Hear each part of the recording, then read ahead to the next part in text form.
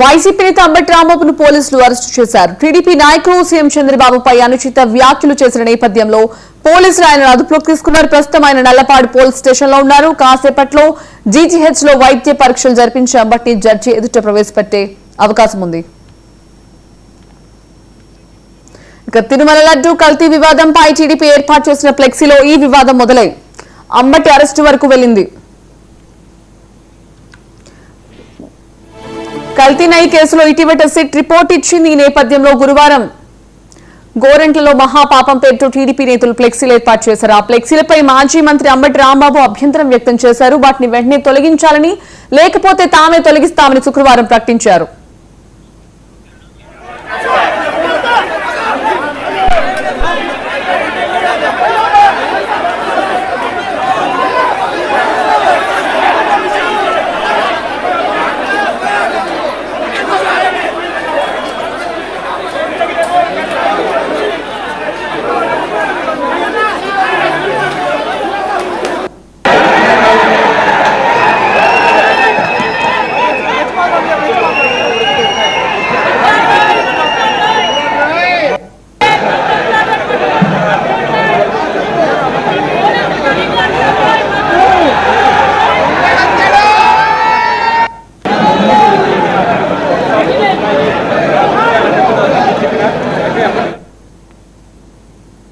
Right, ఇదే అంశానికి సంబంధించి మళ్ళీ అప్డేట్స్ మా కరెస్పాండెంట్ కొండలరావు అందిస్తారు. కొండలరావు, చెప్పండి, ఇక నిన్న అంబటి రాంబాబు చేసిన వ్యాఖ్యల నేపథ్యంలో ఇక పోలీసులు అరెస్ట్ చేసి అంబటి రాంబాబుని నల్లపాడు పోలీస్ స్టేషన్ కూడా తరలించడం తెలుస్తోంది. దీనికి సంబంధించిన అప్డేట్స్ ఏంటి?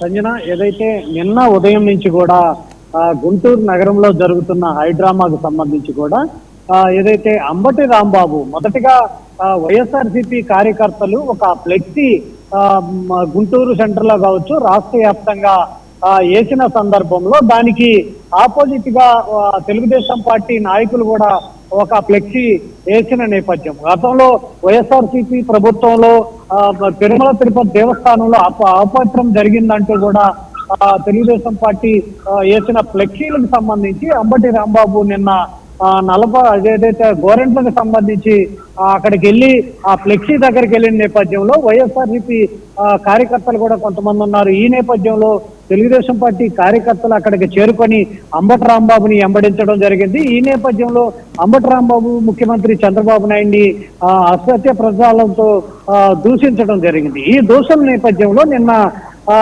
సాయంత్రం తెలుగుదేశం పార్టీ కార్యకర్తలు భారీగా అంబటి రాంబాబు ఇంటికి చేరుకొని అదైతే అంబటి రాంబాబు ఇంటిని కావచ్చు, ఆఫీసుని కావచ్చు, అద్దాలు పగలగొట్టారు. అంబటి రాంబాబు కారును కూడా ధ్వంసం చేసిన పరిస్థితి.